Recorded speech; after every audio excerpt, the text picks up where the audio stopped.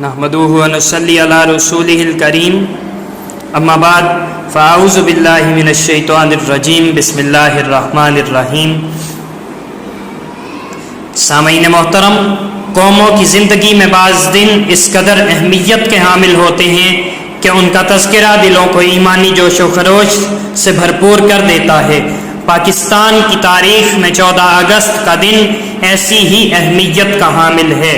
14 اگست محض ایک دن ہی نہیں بلکہ تحریک پاکستان کے مجاہدین کے بے مثال جذبے اور قربانی کا پیغام بھی ہے۔ اس دن کی تاریخی عظمت کے پیش نظر آج وطن عزیز کے ہر شہر، ہر قصبے میں خوشی اور مسرت کا جشن منایا جا رہا ہے۔ اس حسین موقع پر میں آپ سب کو جشن آزادی کی مبارکباد پیش کرتے ہوئے غیر معمولی خوشی محسوس کر رہا ہوں۔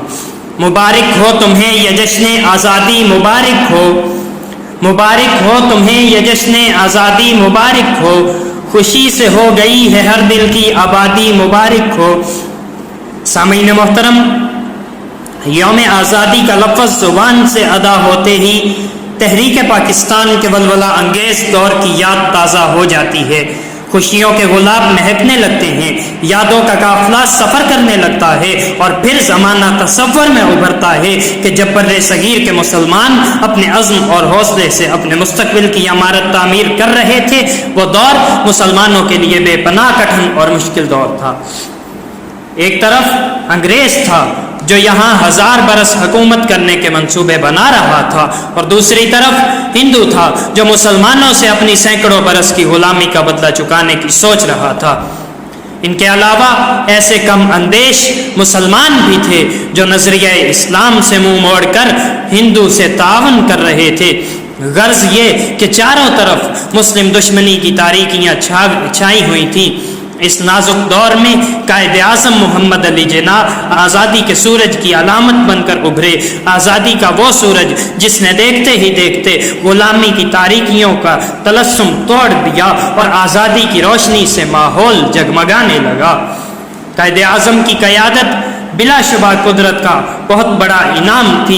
وہ قائد جس نے باطل کے سامنے جھکنا نہیں بلکہ جھکانا سیکھا تھا، وہ قائد جس کے لوہے نے ہر لوہے کو کاٹ ڈالا، وہ قائد جس کا کردار صحیح معنوں میں مرد مومن کا کردار تھا۔ ہر لہجہ ہے مومن کی نئی آن نئی شان، کردار میں گفتار میں اللہ کی برہان۔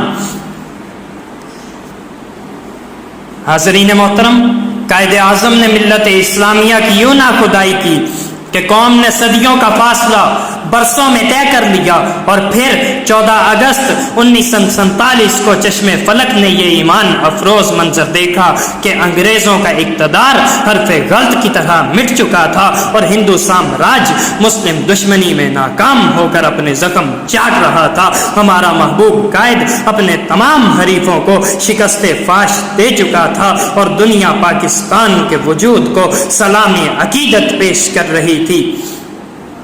معزز سامعین، تحریک پاکستان کی اصل قوت دو قومی نظریہ اسلام تھی جس نے بر صغیر کے مسلمانوں کو ایک پلیٹ فارم پہ جمع کر دیا تھا، اور فضائیں پاکستان کا مطلب کیا لا الہ الا اللہ کے پرجوش نعروں سے گونج رہی تھی۔ یہ کہنا بے جا نہ ہوگا کہ یہ نظریہ اسلام پاکستان کی حقیقی بنیاد ہے۔